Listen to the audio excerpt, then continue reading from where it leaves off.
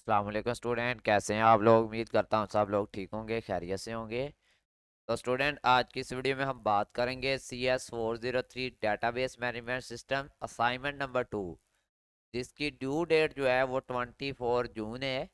24 जून तक आप लोग ये असाइनमेंट सबमिट करवा सकते हैं। वीडियो स्टार्ट करने से पहले आप दोस्तों को बता दूं कि CS के तमाम सब्जेक्ट, इनकी असाइनमेंट, क्विज और जीडीबी की मैं पेड सर्विस प्रोवाइड करता हूं। अगर कोई स्टूडेंट मसरूफियात की वजह से अपनी ये एक्टिविटीज़ नहीं कर पाता तो सामने स्क्रीन पे मेरा व्हाट्सएप नंबर है 034497673115। इस पे रब्ता करके आप अपनी ये एक्टिविटीज़ करवा सकते हैं। और अदरवाइज़ अगर आपके पास टाइम है तो आप मेरी वीडियोस को फॉलो करें। इंशाल्लाह आप अपनी असाइनमेंट खुद भी बना सकेंगे, क्योंकि मैं यहाँ पर हर चीज़ जो है वो आपको एक्सप्लेन भी करता हूँ और एक्यूरेट सॉल्यूशन जो है वो प्रोवाइड करता हूँ। ठीक है, चलें जी। इस असाइनमेंट के अंदर आपसे टोटल 2 क्वेश्चन दिए गए थे। इस सिनेरियो को आप लोगों ने रीड आउट कर लेना है। ठीक है, मैं इसको रीड आउट करके आपका ज़्यादा टाइम कंज्यूम नहीं करना चाहता, आपने इसको पढ़ लेना है। और मैं सीधा आपको क्वेश्चन के ऊपर लेके चलूँ तो यहाँ पे उन्होंने बोला हुआ था द फॉलोइंग रिलेशन। ठीक है, रिलेशन होता है टेबल। ठीक है, टेबल को क्या बोलते हैं? रिलेशन।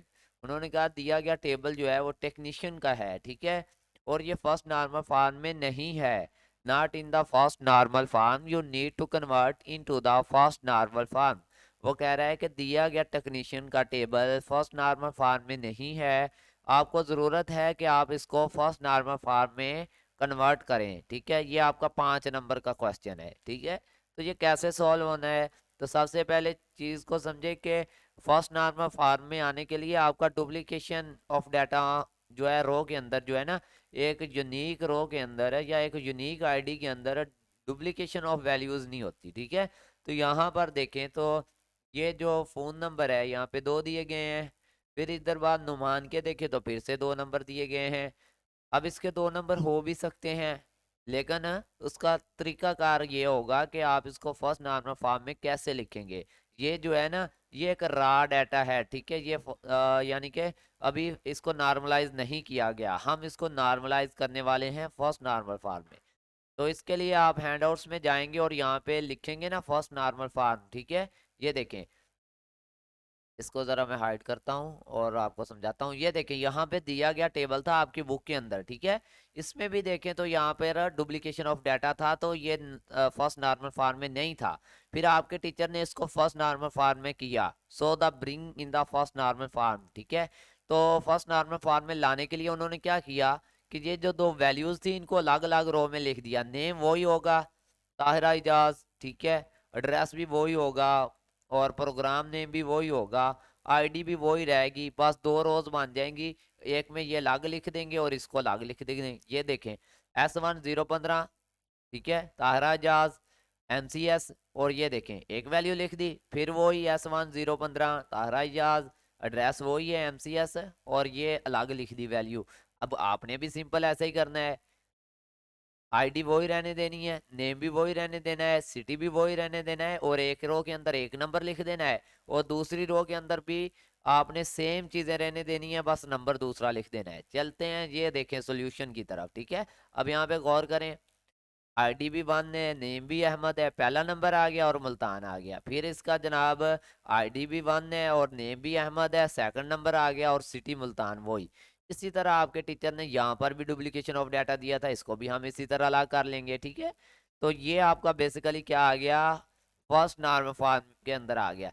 चाहे तो आप यहाँ पे सॉल्यूशन लिख दें, तब भी आपका टीचर समझ जाएगा, चाहे आप यहाँ पे लिख दें फर्स्ट नॉर्मल फॉर्म। ठीक है, the given table in first normal form. ठीक है, यहाँ पे आप ये भी लिख देंगे तो तब भी आपका टीचर आपके आंसर को समझ जाएगा। ठीक है, चलें जी, ये तो आपका 5 नंबर का क्वेश्चन हो गया। अब इसके साथ आपका दिया गया था क्वेश्चन नंबर 2, जो कि था 15 मार्क्स का, यानी कि 15 नंबर का क्वेश्चन है ये, और बहुत ही इंपॉर्टेंट है। ठीक है, चलें जी, यहाँ पे उन्होंने बोला क्या है, you are required to write the SQL command for each of the following statement in the given table. Write SQL command in the second column for the following table. ठीक है, अब यहाँ पे क्रिएट की आपको बेसिकली, अगर पूरी रो के अंदर मैं आपको बताऊं ना, तो आपसे पूछा क्या गया है कि क्रिएट टेबल की कमांड दें, ठीक है। आपने यहाँ पे क्या करना है, एक टेबल क्रिएट करना है और उसकी एसक्यूएल कमांड देनी है, ठीक है। टेबल क्रिएट करने की एसक्यूएल कमांड देनी है। बाकी ये जो अंदरूनी खाना चीज़ें हैं ये डिफरेंट भी हो सकती हैं, ठीक है।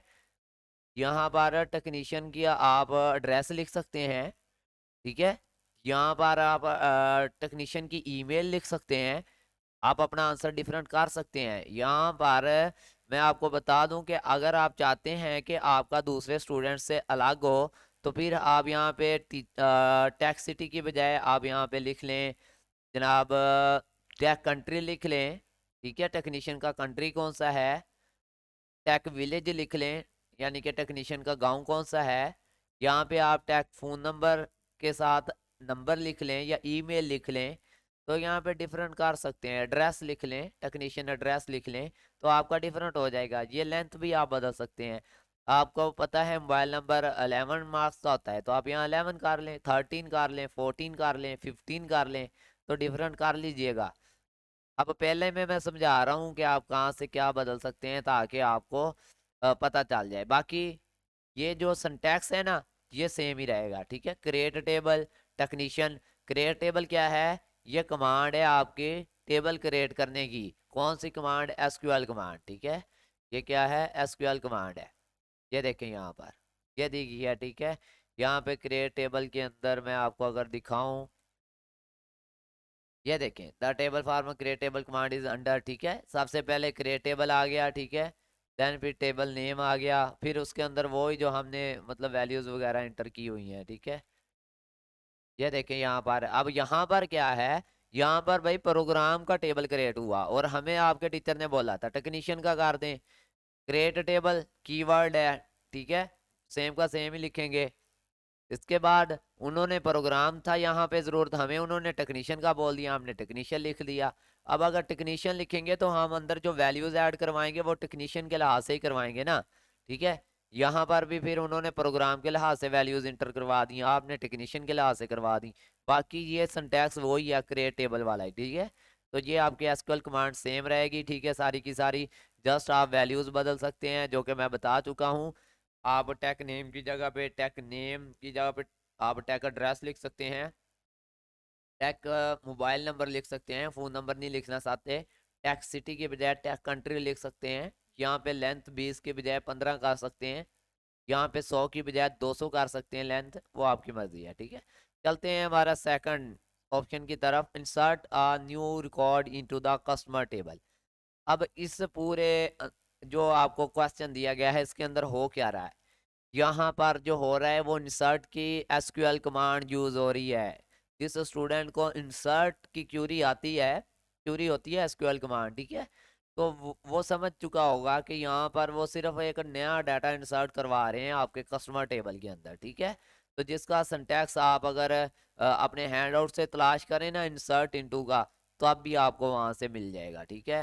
अगर मैं आपको कर दूं यहाँ पर, हैंड आउट से ही आपकी असाइनमेंट होती है, वहाँ पे सारा कुछ दिया गया होता है, ठीक है। ये देखें उन्होंने ये सिंटैक्स दिया हुआ है, ठीक है। इंसर्ट इनटू, फिर टेबल आप नेम देते हैं, फिर उसका कॉलम देते हैं, वो सारा कुछ मतलब यानी कि ना उन्होंने यहाँ पे ये देखे जैसे कि हमारे पास क्या है, इंसर्ट इनटू कस्टमर टेबल के अंदर हमने वैल्यूज इंटर करवानी है, ठीक है।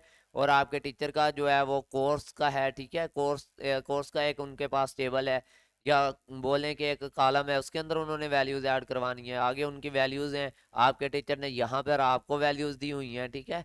Customer ID, name, email, phone number, फिर उनकी वैल्यूज, ठीक है। अब ये वैल्यूज तरतीब से दी जाती हैं। कैसे, कस्टमर आईडी ये आ गई C001, नेम उसका जोहन डियो आ गया, ठीक है। इसके बाद ईमेल आपकी ये आ गई, इसके बाद आपका फ़ोन नंबर ये आ गया, इसके बाद एड्रेस लास्ट में आ गया।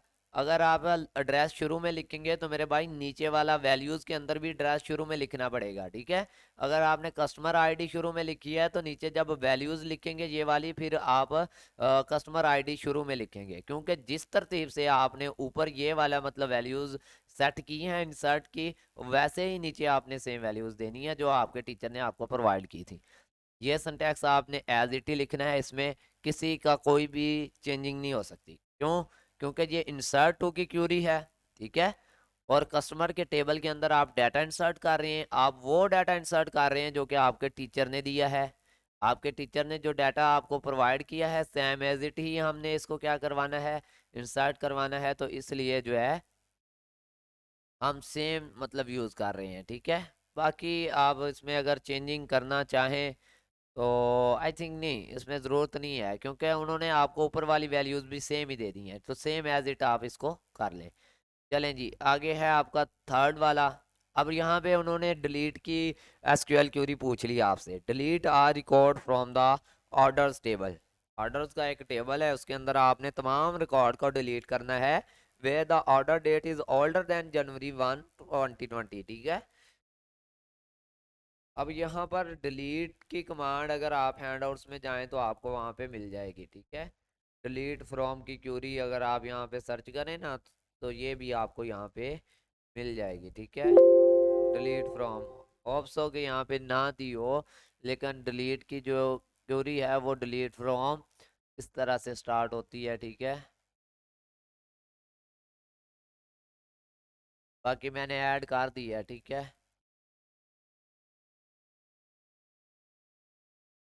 यहाँ पर आपके टीचर ने यूज़ की होगी लाजम कहीं ना कहीं।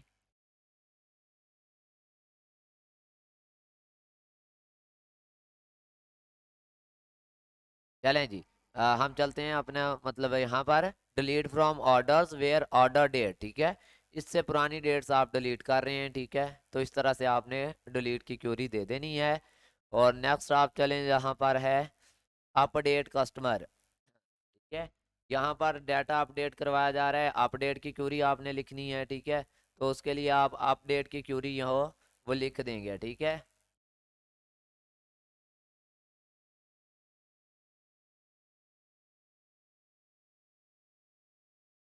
ये बहुत ज़्यादा सच चीज़ आ गई है। इसमें आपने जो है ना मतलब एज इट लिख लेना है इसको, ठीक है। वैल्यूज़ बिल्कुल नहीं बदलनी। उसकी वजह ये है कि आपके टीचर जब वैल्यू दे देते हैं ना, वहाँ पे आप चेंज नहीं कर सकते, और क्यूरी इसकी सेम ही आएगी। अगर कस्टमर के टेबल में आप अपडेट कर रहे हैं किस चीज़ को, तो पहले आप अपडेट कीवर्ड लिखेंगे, फिर आप वो टेबल लिखेंगे जो कस्टमर का है, ठीक है। फिर उसके अंदर जो आप वैल्यूज़ करना चाह रहे हैं अपडेट वो करेंगे, ठीक है। यहाँ पर आपका क्या है, यहाँ पर वो आएगी जो आप देना चाह रहे हैं, वेयर कस्टमर आईडी, फिर अब आप बताएंगे जो है, ठीक है। कस्टमर आईडी के अंदर C002 पहले था, उसके अंदर आपने इस वैल्यू को इंसर्ट करवा दिया, यानी कि सॉरी अपडेट करवा दिया, ठीक है।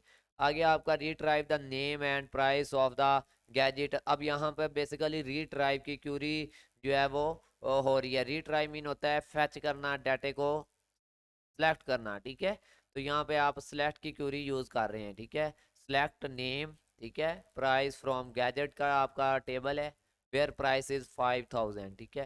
तो सेम एज इट लिख लेना, आप लोगों के ये 15 मार्क्स जो हैं वो कंप्लीट हो जाएंगे। चल अगर आप इसको लिखते हैं ना सेम एज इट, आपको फुल मार्क्स मिलते हैं, ठीक है। तो मिलते हैं न्यू वीडियो में, तब तक के लिए अल्लाह हाफिज़, फ़ी अमान अल्लाह, अपना ख्याल रखिएगा।